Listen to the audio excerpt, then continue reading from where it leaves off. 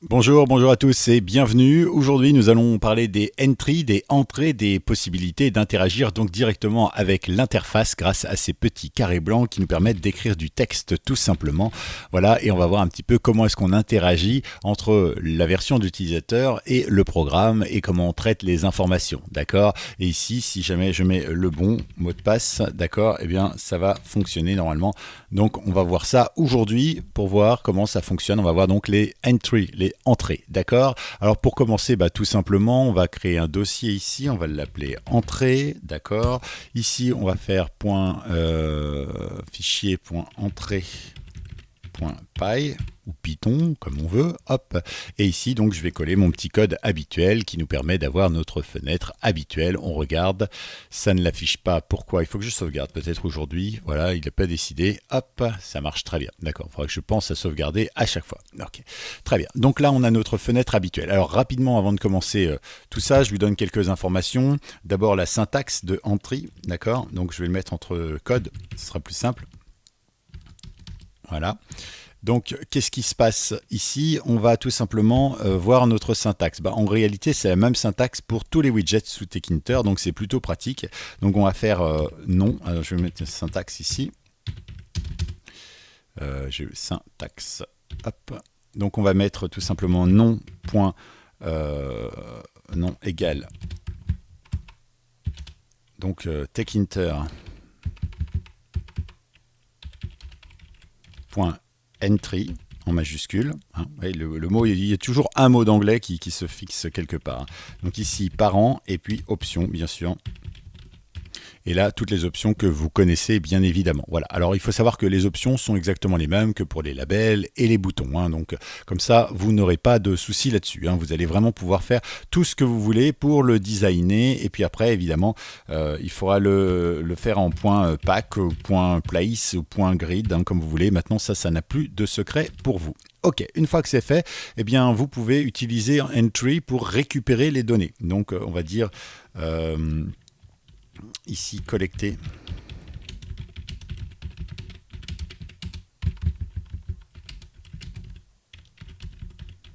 de l'entry. Donc dans ce cas-là, on va utiliser le nom qu'on lui a donné, donc ici nom par exemple, point gate, d'accord? Ça, c'est quelque chose qu'on fera souvent pour collecter les données, d'accord? Non.gate, et ça nous rapportera les données, d'accord? Si par exemple, j'avais un entry, que je faisais un petit bouton OK, etc., et que je fais un print non.gate, eh bien, je récupérais en console non.gate. Si je décide de le mettre directement dans un label, là, c'est pareil, j'aurais récupéré l'information dans mon label. Voilà, donc c'est plutôt pratique. Ça permet, par exemple, dans le cas d'un mot de passe, de faire une comparaison. Est-ce que le mot de passe correspond à le nom d'utilisateur, par exemple, d'accord? Donc voilà, on peut vraiment faire beaucoup de choses. Ok, nous allons poursuivre avec une autre chose qui est très pratique, c'est tout simplement le delete. Donc on peut effacer le contenu. D'accord? Pour effacer le contenu, eh bien c'est très simple, on fait non.delete. D'accord? Et ici, on va lui mettre l'index et bien sûr la valeur.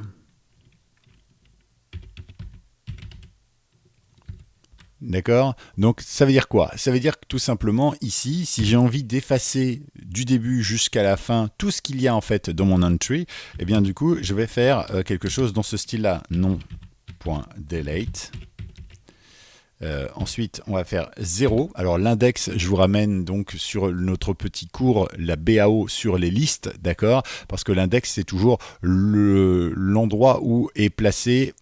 C'est le classement, entre guillemets, le placement, même on pourrait dire, de l'information que l'on vise directement dans une chaîne de caractères ou dans une liste ou peu importe, d'accord? Donc par exemple sur le mot index, d'accord, l'index 0 ce serait I, l'index 1 N, l'index 2 D, etc. etc. D'accord? On commence toujours par 0. Ok, une fois qu'on a sélectionné notre index, nous ici on veut tout effacer, on va tout simplement aller marquer end, d'accord? C'est pas plus compliqué que ça, et là vous allez pouvoir tout effacer. Alors vous verrez de temps en temps, sur certaines anciennes versions de Python, vous pouvez mettre end directement. Sur d'autres versions de Python, vous mettrez tkinter.end. D'accord? C'est un petit peu comme vous voulez. Hein. Moi, je trouve que c'est bien de faire ça. Ça fonctionne sur toutes les versions quasiment. Donc voilà. Après, vous choisissez évidemment celle qui vous ira le mieux, comme d'habitude. On peut bien sûr insérer un contenu. Insérer un contenu. Là aussi, ça peut servir. Donc on peut faire nom.insert ou insert. Voilà, ça fait classe en anglais. Là aussi, bien sûr, c'est index et valeur, exactement de la même manière. Par exemple, eh bien, si vous voulez, je ne sais pas moi, nom.insert.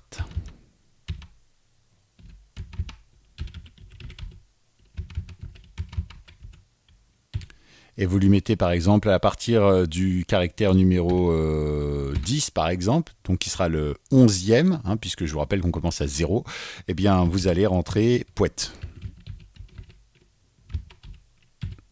D'accord. Mais ça peut servir à quoi? Ça peut servir quand vous récupérez des données, par exemple. Si vous avez une base de données, d'accord, vous voulez afficher ce qu'il y a dans votre base de données et vous voulez pouvoir modifier ce qu'il y a dans cet affichage et après réinjecter le tout dans la base de données pour modifier une valeur d'une base de données en gros. Eh bien, vous allez pouvoir le faire comme ça en mettant ici 0. Voilà, vous allez chercher directement l'information de la base de données. Ensuite, vous modifiez et vous faites un ajout, une injection dans la base de données et ça va fonctionner, d'accord? Donc ici, nous, on s'en servira pas aujourd'hui, mais dans le principe, voilà, ça marche très très bien, il n'y a pas de problème là-dessus. Voilà un petit peu ce que je pouvais vous donner. Si vous pouvez aussi faire une sélection, une partie. D'accord? Et dans ce cas-là, voilà, vous pouvez faire select underscore from, et là, c'est pareil, c'est l'index. D'accord. Et donc ça va sélectionner à partir de l'index. D'accord. Donc voilà. Après, bon, il y en a plein des comme ça. Je vous les mets évidemment dans la description ici pour que vous puissiez aller voir. On va se servir de quelques-unes d'entre elles dès maintenant dans un exemple. D'accord. Donc ici, normalement, on a tout ce qu'il nous faut. Hein. Ça pose aucun problème. C'est génial. Parfait. Alors maintenant, eh bien, je vous propose tout simplement de créer notre premier label. Puisque effectivement, ici, moi, ce que je voudrais, c'est commencer par mettre mon titre. Ensuite, je vais mettre un petit label login, puis mon entry login, mot de passe, puis mon entry mot de passe, le bouton, et puis quelque part par là, si c'est valide ou pas. D'accord? Ok, bon, bah faisons-le tout simplement. Alors, on va commencer par titre égale. Donc là, ce sera toujours techinter.label. Voilà, ici, moi, je veux le mettre dans fenêtre. Je ne vous l'apprends pas. Rendez-vous sur la vidéo sur les fenêtres et sur les labels si vous ne savez pas ce que je suis en train de faire. Ici, on va lui mettre un texte, bien sûr. On va l'appeler, comment je l'avais appelé tout à l'heure, réseau Zozo, hein, une sorte de réseau social un peu zozo, pourquoi pas. Voilà, qu'est-ce qu'on pourrait lui donner? Un font peut-être, une taille d'écriture, hein, parce que c'est un titre, autant qu'il soit un petit peu plus gros que le reste. On va le mettre en LVTK, d'accord, on va le mettre en quoi, 24 peut-être, et on va le mettre en, bon allez, en bold, on va le faire comme ça, bold. Voilà, donc là, normalement, pas de souci. Je vais lui rentrer un background color, donc BG ou background color en entier, c'est vous qui choisissez. Si j'en mets un là, il va falloir que j'en mette un partout. Eh ben, je vais en mettre un ici directement. Donc, je vais créer une variable qui va s'appeler BG. D'accord. Et donc, on va le mettre, comme je l'avais mis la dernière fois, dans l'exemple, light blue. D'accord, autrement dit bleu clair. Voilà. Bien sûr, vous pouvez mettre un code HTML, hein, vous savez, avec le hashtag et puis après toute une suite de chiffres ou de lettres. Voilà, il n'y a aucun problème. Mais là, bon, pour les exemples, on ne va pas rentrer dans ces détails-là. Je trouve que ça perturberait un peu le code. Donc ici, moi, je vais mettre BG. D'accord, puisque je récupère ma variable BG pour l'attribuer à BG. D'accord, mais du coup, ici, il faut aussi que je fasse un fenêtre.config. Et là, pareil, ici, je vais faire BG égale PG. Voilà, normalement, là, on ne devrait pas être trop mal. Ici, je n'ai plus qu'à paquer. On va paquer? Non, on va pas paquer aujourd'hui. On va griller. Voilà, comme ça, pourquoi pas. Donc ici, titre.grid. On va voir tout de suite à quoi ça correspond et si tout est bien affiché, tout est dans la bonne couleur. Alors voyons ça, hop, c'est parti. On a bien réseau Zozo, on est bien ici dans du bleu, on n'a pas de différence avec le blanc, tout va bien dans le meilleur des mondes, on a réussi à coder. Alors ici, on va faire création de widget. Et ici, on va faire placement.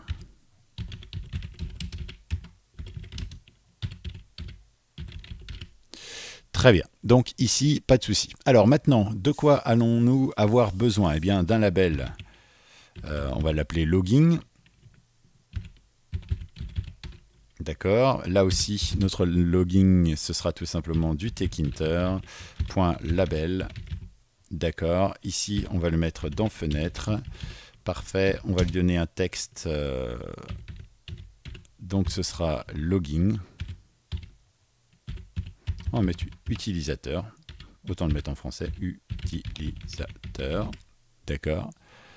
Utilisateur. Je viens d'inventer un nouveau mot. C'est cool. Donc ici, on peut mettre 2 points comme ça, c'est toujours sympa. Une fois que c'est fait, qu'est-ce qu'on va mettre? Eh bien, on va pouvoir faire la même chose avec password. Label password. Vous voyez, moi, quand je fais quelque chose, je mets toujours à quel widget ça correspond et un nom bien explicite derrière. Ça me permet vraiment de comprendre les choses et de pouvoir effectivement bien gérer et bien orchestrer dans ma tête. Mais après, ça c'est moi, hein. Vous n'êtes pas obligé de faire ça, mais en général, on essaye d'être le plus explicite possible. Voilà. Donc ici, on a à peu près ce qu'il nous faut. Qu'est-ce qu'on pourrait utiliser d'autre? On va faire nos entry, d'accord? Entry, donc underscore logging. On va les garder la même logique, d'accord. Donc là également, hop, ce sera donc techinter.entry, d'accord. Une fois qu'on est là-dedans, on va dans fenêtre, virgule, et puis c'est tout pour l'instant, d'accord. Et pareil ici. Ah non, je vais avoir besoin du texte, pardon. Ça va pas aller, on est dans le logging ici. Donc c'est pas entry, c'est label. On fera le entry après. Très bien. Fenêtre, donc texte. Ah ben non, on est dans le entry. Tout va bien. Non, tout va bien. C'est moi qui déraille un petit peu. Ici, donc, entry, on est bien. Et ici, bah, juste fenêtre pour l'instant. D'accord. On ne va pas le placer, on va rien faire, on va attendre. OK. Ici, je vois que j'ai oublié de mettre mon BG. G égale BG.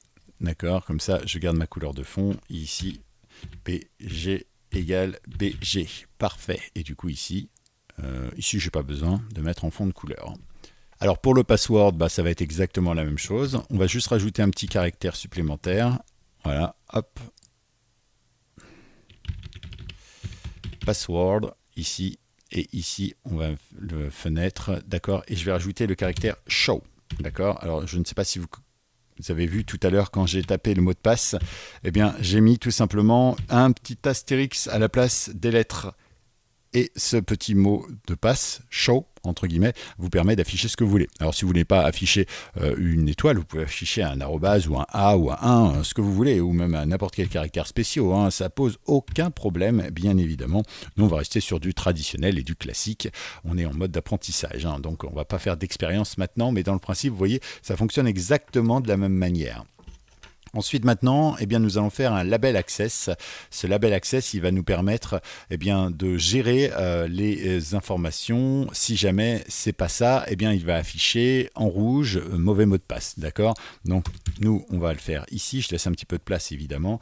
Label underscore access. D'accord? Et là, c'est pareil. C'est donc techinter.label. Ici, on va le mettre dans fenêtre. D'accord. Une fois que c'est fait, qu'est-ce qu'on va faire? Eh ben, on va lui dire sois gentil et fais-toi plaisir. Voilà. Donc ici, on va lui mettre aucun texte. On le gérera après. Et par contre, pour la couleur, je pourrais lui mettre une couleur rouge parce que je ne vais pas lui mettre de couleur verte si c'est bon, puisqu'on va enchaîner directement avec l'ouverture ou l'agrandissement de la fenêtre. D'accord. Donc, eh bien, on va pouvoir le faire simplement en faisant, par exemple, BG, mais cette fois-ci, on va mettre red. D'accord. Rouge. Pour le danger, c'est bien connu. Ok, donc ça c'est bon et on va faire un bouton OK. D'accord. Et ce bouton OK, eh bien ça va être aussi un élément de techinter. Très bien. Point button. Ici, toujours dans fenêtre. Ici, on va lui donner un texte quand même. Ok, on va pas se casser la tête avec ça. Je vais lui appliquer mon BG. Voilà, et on va lui appliquer une commande, un appel à une fonction qu'on va appeler access. Voilà, on va accès. On va pas s'embêter, on verra ça donc tout à l'heure. Très bien. Là donc on a créé tous nos widgets. Maintenant il reste plus qu'à les placer, d'accord? Donc ce que je vais faire, je vais reprendre tout ça. Je vais le mettre là. Hop. Ici, je vais récupérer grid. Voilà, avec le point. Et on va tout préparer. Comme ça, il n'y aura plus qu'à les mettre. C'est bien, ça va nous faire un petit exercice pratique qui va nous permettre de se souvenir de ce qu'on a vu dans la vidéo précédente. Tac.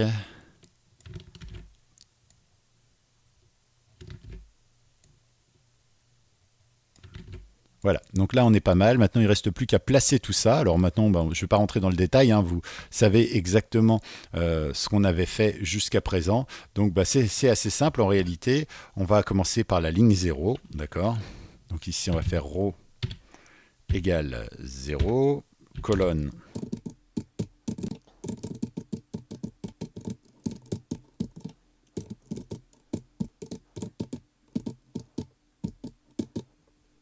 Très bien, alors on va voir un petit peu à quoi ça correspond. Donc ici je vais créer ma fonction access, sinon on va avoir un petit souci. Access, hop, ici, là, et ici pour l'instant je vais mettre pass.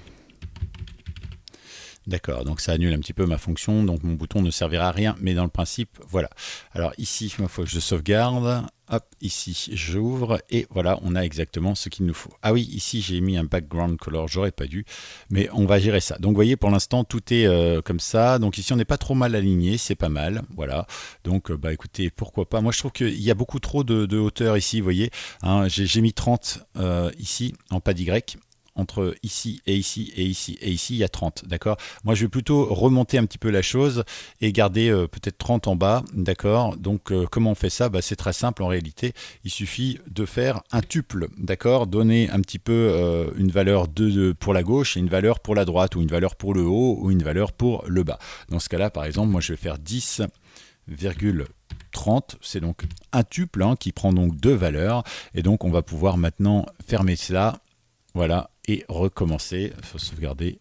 Hop, c'est parti. Et là, vous voyez déjà, j'ai plus mes 30 ici. Donc, c'est déjà beaucoup mieux. Alors, ne vous inquiétez pas, évidemment, hein, ça va passer à côté de ça. Ça va passer à côté de ça. Ça va passer là. Ça va passer là. Ce qui fait que ce sera un petit peu moins compressé sur notre programme. Hein, d'accord? Ok, bon, on poursuit tout simplement maintenant qu'on a les bonnes informations. Je vois juste que sur mon bouton ici, j'ai marqué... Non, pas sur mon bouton. Ici, j'ai un BG qui est red.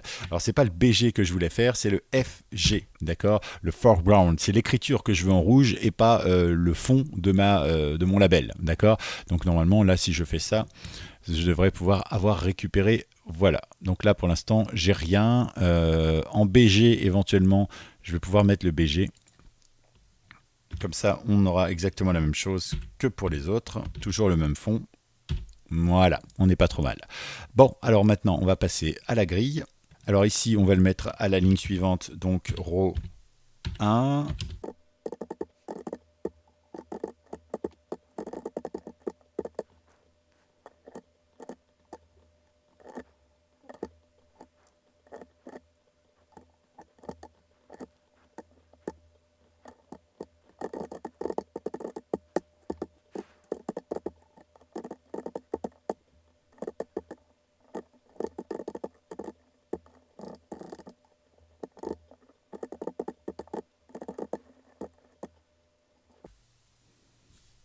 Ok, on va donc voir à quoi ça correspond, si on n'a pas fait d'erreur de graphique ou quoi que ce soit. C'est pas trop mal.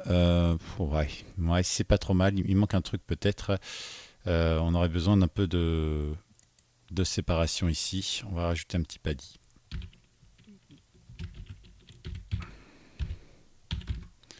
Très bien. Alors voyons maintenant ce que ça donne. Ok. Ah, je n'ai pas fermé. Ça risque pas de marcher. Hop. Hop. Voilà. Donc on n'est pas trop mal. Moi je verrais quand même agrandir un petit peu pour avoir un petit peu plus de marge. Dans ce cas-là, on va le faire au lieu de compresser mes données et réduire mes marges, on va plutôt augmenter la géométrie. Donc ici, on va le mettre là. Donc fenêtre, point géométrie. D'accord. Ici, on va lui dire qu'on veut un, je ne sais pas moi, 200 fois 200. Ce sera légèrement plus grand, mais pas plus. Et on va vérifier ça tout de suite. Ah oui, il faut que je sauvegarde. Hop. Raté, c'était déjà plus grand à la base. Eh ben, on va tout simplement faire un petit peu plus. On va faire, je ne sais pas moi, 220 sur 220. Voilà, on va bien voir ce que ça donne. Ça, après, il faut régler en fonction de vos besoins, de vos données, de tout ce dont on a besoin. Il faut que je sauvegarde, sinon ça ne va pas. Hop, ici. Voilà, bon, on a quelque chose qui est déjà un petit peu plus classique. Donc ici, je peux bien taper. Ici, j'ai donc du coup bien ce qu'il me faut. Et bien maintenant, il n'y a plus qu'à rendre la chose opérationnelle. Alors, qu'est-ce qu'on va faire? Eh bien, c'est très simple en réalité. Maintenant, on va utiliser notre fonction qui est ici, command access. D'accord? Donc, on va la créer tout simplement ici. Et on va pouvoir lui mettre des choses dedans. Alors, quelle est la première chose que l'on voudrait faire? Eh bien, en réalité, moi, ce qui m'intéresserait, ce serait de savoir, de récupérer donc les informations qu'il y a, je vais le laisser ouvert si c'est possible, de récupérer les informations qui émanent d'ici et d'ici. D'accord? Donc, dans ce cas-là, on va faire enfin ce pourquoi cette vidéo a été créée. On va donc récupérer dans une variable les informations suivante, c'est-à-dire que ici je vais récupérer mon identifiant et donc pour ça il faut que je fasse entry underscore, pardon, oh là là, underscore logging, décidément, et là donc du coup je vais faire point gate, d'accord. Donc si je fais ça, en réalité, il va me donner l'information. D'ailleurs, on peut faire un print ici pour vérifier, voir un petit peu ce qu'il va me donner comme information. D'accord? Donc print, hop, et bien décidément, ça ne veut pas. Quand on a les doigts palmés un jour, on les a toujours. Voilà. Hop. Très bien, on va printer pour voir un petit peu ce que ça donne. Il faut que je ferme ici, sinon ça ne va pas. Je n'ai pas sauvegardé non plus, donc ça n'ira pas. Voilà, allons-y, c'est parti. Donc ici par exemple, Gaël, voyons ce que ça va nous donner. Ici, hop, ça m'affiche bien Gaël, ça veut dire qu'il récupère bien les informations que je lui ai données. D'accord? Si vous ne savez pas ce qu'est un print, je vous invite à retrouver notre première vidéo sur les variables, BAO, les variables. Vous allez trouver ça sur la chaîne évidemment. Alors une fois que c'est fait, on va faire exactement la même chose pour password. D'accord? Alors on va lui donner un nom aussi très équivoque, passwd, voilà, comme ça on sait que c'est password. Ici c'est entry password. Là il faut bien lui redonner le nom que vous lui avez donné au-dessus, d'accord? Donc ici on récupère bien nos deux données et maintenant on va pouvoir faire un simple comparateur. Alors dans cet exercice on ne va pas crypter les données du mot de passe et du logging, etc., etc. D'accord? On va vraiment faire quelque chose de basique. Si ça correspond, alors on fait ça, sinon on fait autre chose, d'accord? Parce que le but c'est pas d'apprendre à coder ce genre de choses, on a déjà vu comment est-ce qu'on faisait, hein, et on verra encore une manière beaucoup plus sécurisée et beaucoup plus rapide maintenant que vous connaissez les interfaces graphiques.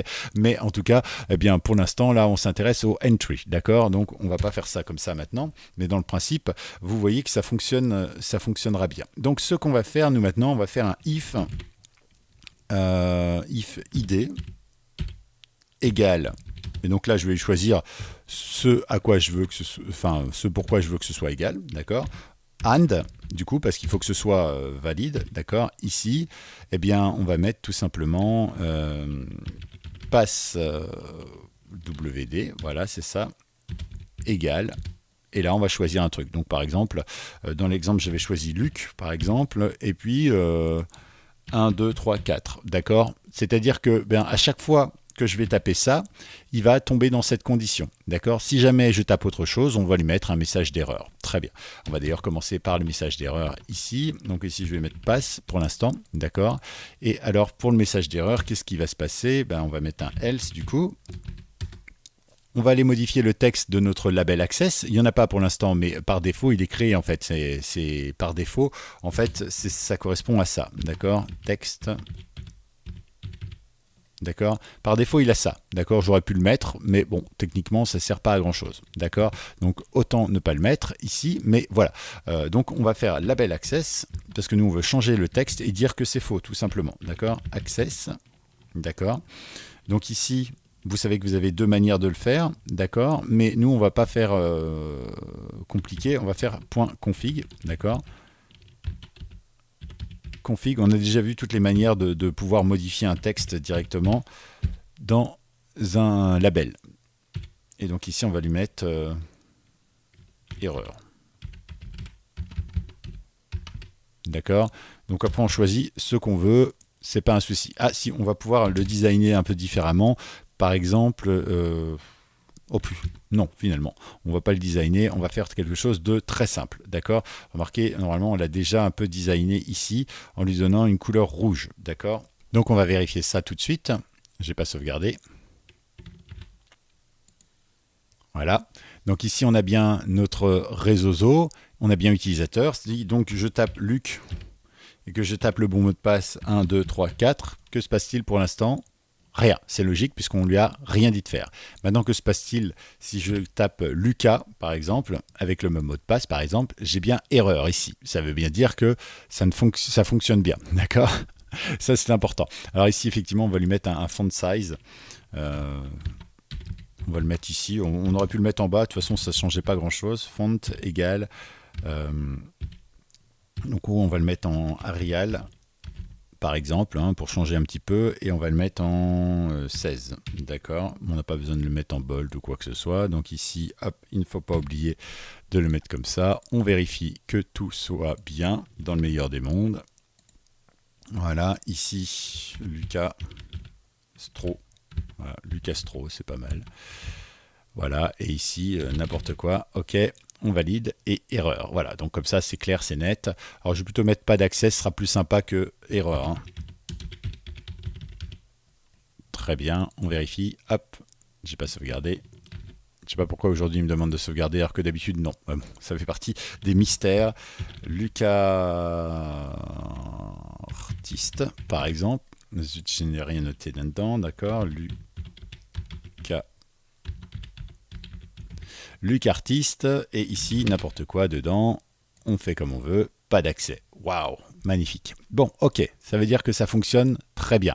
Par contre, moi, il y a un truc qui me gêne un petit peu, je ne sais pas si vous avez vu ça, mais c'est si je tape ici n'importe quoi, d'accord, et ici n'importe quoi, donc si je fais ça, j'ai effectivement un message d'erreur. Mais j'aimerais que ici ce soit effacé, parce que bah, c'est embêtant de devoir refaire ça à chaque fois. Hein. C'est une perte de temps pour l'utilisateur. Et nous, en tant que programmeurs, développeurs, ça ne va pas nous prendre plus de temps finalement de lui proposer cette fonctionnalité. Donc bah, on va le faire tout simplement. On va donc utiliser ce que je vous ai donné au tout début du cours. Donc entry, chez moi il s'appelle entry logging.delete. D'accord, et là, effectivement, on va lui dire que c'est à partir de 0 jusqu'à la fin, tu effaces tout. Alors, on peut le mettre comme ça, là, voilà. Et on va faire la même chose pour le entry password. Et normalement, ça devrait bien fonctionner. Hop, entry password, ici. Voilà, on fait un test, on regarde. Ok, j'ai pas sauvegardé. Tac, on est parti, c'est bon. Alors, voyons un petit peu ce que je pourrais mettre... Ici, n'importe quoi. Ici, n'importe quoi. Et ici, tac, pas d'accès et c'est bien effacé. Donc, tout va bien dans le meilleur des mondes. Donc je crois qu'on a à peu près fait tout ce qu'on avait à faire pour le coup où la personne n'est pas le bon mot de passe, d'accord. On pourrait limiter le nombre de fois en nombre de saisies, hein, par exemple en mettant un compteur, par exemple, et au bout de 3 saisies, bah, on ne pourrait plus valider, par exemple, on ne pourrait plus rajouter un nouveau mot de passe ici en grise de boutons. Hein, on a vu ça dans une des vidéos précédentes, notamment sur les boutons, donc voilà, c'est plutôt sympa. Alors maintenant, on va s'intéresser à notre partie ici. Que se passe-t-il si jamais il a le bon mot de passe?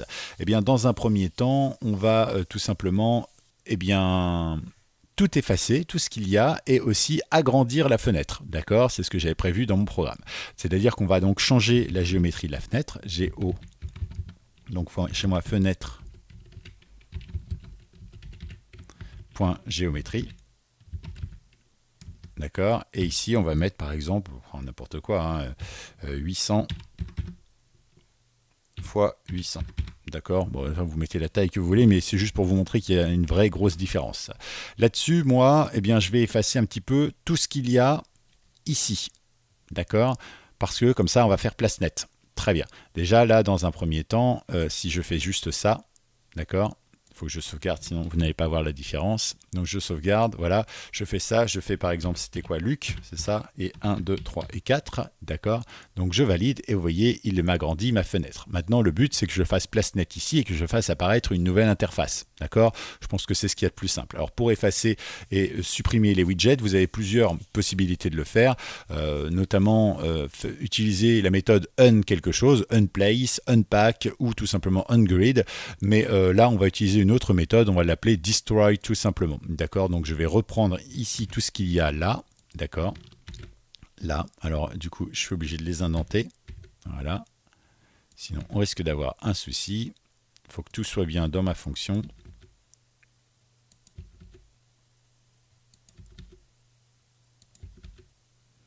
Voilà. Et ici, donc, on va récupérer toute cette info là.